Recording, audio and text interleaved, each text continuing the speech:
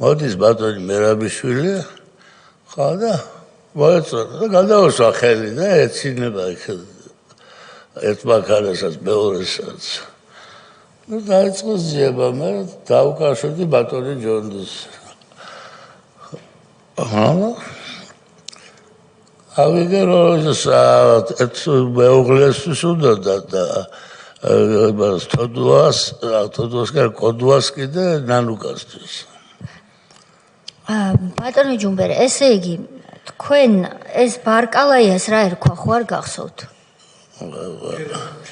ვინმე გელა ბარკალაია ბატონმა ჯონდიმ გვითხრა სახელი რომელიც ავტოსადგომის მფლობელი იყო ეს ავტოსადგომი კერძო იყო კი კერძო ავტოსადგომის მფლობელი რომელიც რასაც თქვენ გვიყვებით ვარაუდი შეიძლება გამოვთქვათ რომ იყო შეკრული მაშინდელ ვიღაცასთან თუ საიდან დაუკავშირდა ბარკალაია კოდუას და მერაბიშვილს არა კოდუას და არის იქ დადიოდნენ შეიძლება ინფორმატორი ყავდათ რომ ავტოსადგომზე გამოჩნდა მანქანა თუ რა მოხდა ისა რომ აი მაგას ვერ გეტყვით რაც არ ვიცით იმაზე ვთქვათ რომ არ ვიცით ფაქტია რომ თქვენ ბატონი გელაბარები იყვნენ ირეოდენ და ჩოჩქოლი ატყდა რა მანქანები იყო ეს რა მარკის მანქანა Toyota Harrier იაპონური მანქანა ორივე კი Toyota ორივეზე ატყდა ჩოჩქოლი გადაგაყვანინეს ერთი ავტოსადგომიდან მეორეზე ბატონი გელაბარკალაიას არა შემინებით გადაბარკალაია მითხრა და ბანანი მეყენა ერთი პიკაპი იყო კიდე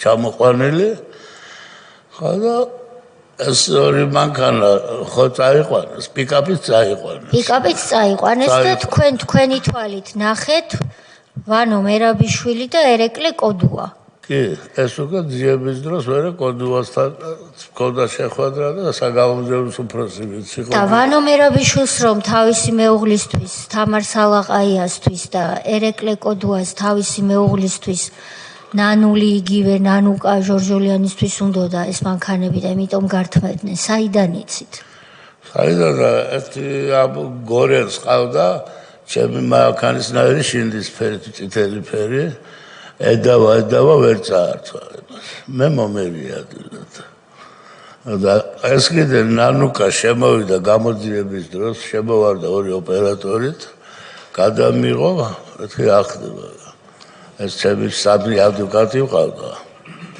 არა ისინი მიხვდნენ მეცო და მე ვერ მივხვდი უცბად რა პრობლემაც გამომაცხადა მე რუსთავის ტელევიზიაში რომ ვარით მიაკუზის მაფიოსთა შეკრული ჩავდივარ იაპონიაში ვაპარინებ მანქანებს გადავყავს დუბაიში და დუბაიდან მოვყავს საქართველოში იაპონურ მაფიასთან ხართ შეკრულიო ნანუკა ჟორჟოლიანმა გამოგაცხადეთ რუსთავიოსზე და თქვენ მაფიას მოყავდა სამი მანქანა და ეს იყო მთელი მაფიოზობა თქვენ რომ შემოვარდა ნანული ჟორჟოლიანი კამერით გამომძიებლის ოთახში ამ დროს რა პროცედურა მიმდინარეობდა რაიმე საგამოძიებო კი დაკითხვის დროს შემოვარდა ვინ გკითხავდათ გამომძიებელი თუ ერეკლე კოდუაც ესწრებოდა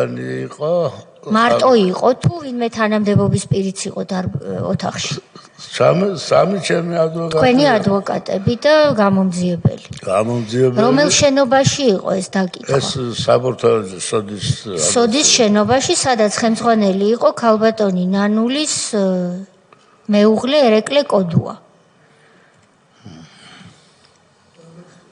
გასაგებია გამოგაცხადეს იაპონურ მაფიასთან შეკრულად შემდეგ რით დამთავრდა ეს დაკითხვა და გამოძიება? კიდე ერთი რამ მოხდა დამატებით მე ეს მანქანა ვადა გადიოდა და გავაბაჟე. დიახ. რომ ჯარიმები არ მოსულიყო. და ამ დროს რა წაიყვანეს ეს უკვე გაბაჟებული დაცვარირებული ქონდა და ორ მოგებას თანამშრომლებს იმათაც აკიდეს სროკი. რომ ითომ ფული გადავიხადე და გავაბაჟე. რომელიც მე აუხსენე როგორც მოხდა და რანაირადაც მოხდა განბაჟება. არასწორად მოხდა განბაჟებაო და არასწორად ისინი დაიჭირეს და მე ჩემთან რომ დაიწყოს მართებაზე ლაპარაკი მე სანამ წამოიყვანით 20 დღეს განბაჟებული მქონდა. დიახ. ფული ჩარიცხული მქონდა უკვე სალაროში. რატო გავაკეთებდი? იმიტომ გავაკეთე რომ ჯარიმები იყო მაშინ ძალიან. რატომ იჩქარე განბაჟებაო ეს გისაყვეტურეს? იმიტომ ძიებაში გვაქვს. ეს მიზეზი იყო, მე ვის დამთავრდა გამოძიება თქვენ წინააღმდეგ ბატონო ჯუმბერ? ეს დამთავრდა ჯერ ავადმყოფობები ავიკიდა მეორე. კერძოდ რომელი თუ საიდუმლო არ არის? შაქარი არ გჭირდათ მანამდე? არა, ისევ დავარამზი უკვე ამიცია ძალიან. მე ყურის ბარაბანი გამისხდა ერთი მეორე ნახევარზე.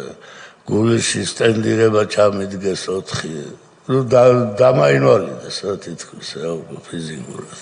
ნერვიულობისგან. ნერვიულობის საპატიმროში იყავით? ბატონო. საპატიმროში ხომ არ მოგახვედრეს? არა, საპატიმროში როგორ ხა